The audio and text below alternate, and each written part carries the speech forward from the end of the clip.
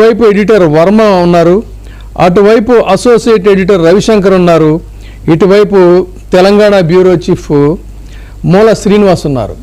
ఏంటి ఈ special show అంటే, ఈ స్పెషల్ డిబేట్కి ఖచ్చితంగా ఒక ప్రత్యేకమైనటువంటి ఇది ఉంది ప్రాతిపదిక. అదేంటన్నట్లయితే ప్రభుత్వ భూముల్ని రక్షించటం కోసం ఏర్పాటైనటువంటి 22A.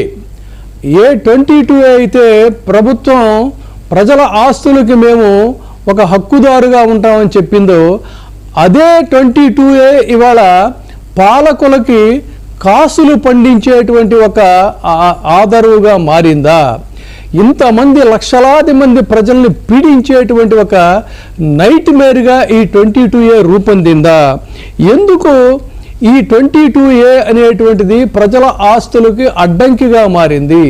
సగటు ప్రజలు చాలామంది లోన్లు పెట్టుకొని అప్పులు చేసుకొని సొంత ఇల్లు, ఒక సొంత ప్లాటో సొంత ఫ్లాటో తమ సొంతం చేసుకోవాలని చెప్పి కలలగంటే దానికి ఈ 22A అనేటువంటిది అసనిపాతంగా మారిందా? ఏం జరుగుతుంది?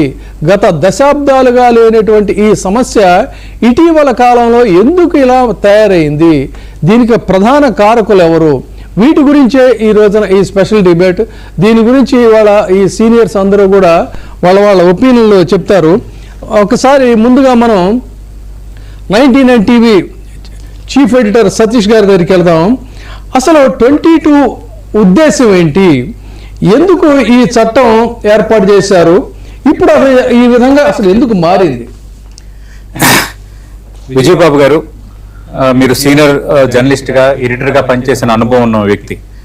అయితే ఈరోజు మన ఛానల్ కి సంబంధించి మన ఈ కోర్ ఎడిటోరియల్ టీం కూర్చోవలసి వచ్చింది అంటే అంత సమస్య ఉంది కాబట్టి. ఎక్కడ చూసినా ఇప్పుడు ఆంధ్రప్రదేశ్ తెలంగాణలో ఎక్కడ చూసినా ఈ 22A మీద చర్చ జరుగుతోంది. 22Aలో మా భూములు పెట్టారు, నిషేధిత జాబితా అంటున్నారు, రిజిస్ట్రేషన్ కుదరదంటున్నారు, బ్యాంక్ లోన్ లేవంటున్నారు. ఫస్ట్ ఈ 22A అంటే ఏంటో ఫస్ట్ ఒకసారి మనం చెప్తాం. ఇది స్టాంపులు రిజిస్ట్రేషన్ చట్టంలోని ఒక నిబంధన. దీని అసలు ఉద్దేశం ప్రభుత్వ భూములు, దేవాదాయ భూములు, వక్ఫ్ భూములు, అసైన్ భూములు, భూదాన్ భూములు, సీలింగ్ భూములు, ఇలా ప్రజా ఆస్తులను అక్రమంగా విక్రయించకుండా అడ్డుకోవటం. అంటే ఈ జాబితాలో ఉన్న భూములకు సబ్ రిజిస్టర్ కార్యాలయంలో రిజిస్ట్రేషన్ జరగదు. చట్టం తీసుకొచ్చినప్పుడు ఉద్దేశం పూర్తిగా ప్రజా ప్రయోజనమే.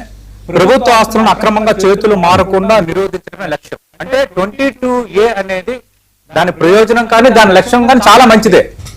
కానీ అది ఇప్పుడు ఎందుకు చర్చలోకి వస్తుంది, ఎందుకు మిస్యూజ్ అవుతుంది అంటే, అన్ని రకాల డాక్యుమెంట్లు ఉండి నిషేధిత జాబితాకు అనుమతి లేని వాటిని భూములను కూడా ఈ జాబితాలో చేరుస్తున్నారు. ఈ జాబితాలో చేర్చడానికి సంబంధించిన కాంట్రవర్సీ ఇప్పుడు లేస్తోంది.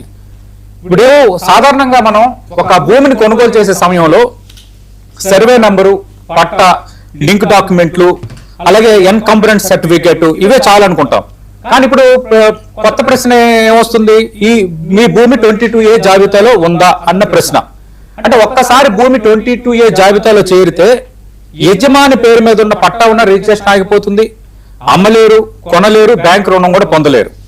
అందుకే ఇప్పుడు ఇది లక్షలాది కుటుంబాల ఆర్థిక భవిష్యత్తుతో ముడిపడి ఉన్న అంశంగా కనిపిస్తోంది. 2 తెలుగు రాష్ట్రాల్లో దాదాపు 2 కోట్ల మంది ఎఫెక్ట్ అయ్యే ఒక అంశంగా మారిపోయింది. అయితే ఇప్పుడు ఇందులో చేరుస్తున్నారు. బయటేమో ప్రభుత్వాలు ఎలాంటి ఇబ్బంది లేదు, 40 రోజుల్లో పూర్తి చేయాలి, ఇబ్బంది పెట్టద్దు అంటున్నారు. బట్ తెరవడం జరుగుతుంది మరొకటి. ఈ 22A కింద ఏదైతే భూములు పెట్టారో వాటికి అన్ని రకాల డాక్యుమెంట్లు, అన్ని రకాల అర్హతలు ఉన్నప్పటికి కూడా ఇది ఒక సాగ్గా చూపిస్తున్నారు. కోర్టు ఆర్డర్లు ఉన్నాయని చెప్పిన తర్వాత కూడా కోర్టు ఆర్డర్లను కూడా బేఖాతరు చేస్తున్న పరిస్థితి మనకి కనిపిస్తోంది. చాలా భూముల విషయంలో జరుగుతోంది. దీనికి ఒక ఎగ్జాంపుల్ విజయబాబు గారు, ఈ మధ్యకాలంలో మనం చూసాం హైడ్రా కమిషనర్ రంగనాథ్ విషయంలో హైకోర్టు చేసిన వ్యాఖ్యలు. ఒకటి ఏముంది, it should be rule of law, it should not be rule of man అని ఉంది. అంటే ఎప్పుడైనా న్యాయం అనేది నిలబడాలి కానీ ఒక వ్యక్తి అనేది డిసైడ్ చేయలేడు అని. ఇప్పుడు అదే జరుగుతోంది. ఈ 22A కింద ఎవరైతే నిషేధిత జాబితాకు అర్హత లేని భూములను చేర్పించి దీనికి సంబంధించి అవినీతికి పాల్పడాలనుకుంటున్నారో అనుమతులు ఇవ్వట్లేదు. ఖచ్చితంగా వాళ్ళు రేపొద్దున చట్టం ముందు నిలబడాల్సిన వాతావరణం రావచ్చు. ఎందుకంటే కోర్టు ఆదేశాలు ఉన్న, కోర్టు ఆర్డర్స్ ఉన్న వాళ్ళు ధిక్కరిస్తున్నారంటే అంటే ఎంతకి బరి తెగిస్తున్నారు అన్నది ఇప్పుడు ప్రజల్లో చర్చ. అందుకు ప్రజలకి అండగా నిలబడాలి, ప్రజల వాటిని మనం వినిపించగలగాలి. ఎస్, ఇదే విషయాన్ని మనం ఎడిటర్ వర్మ దగ్గరికి వెళ్దాం. అసలు ఇక్కడ ప్రధానమైన అంశం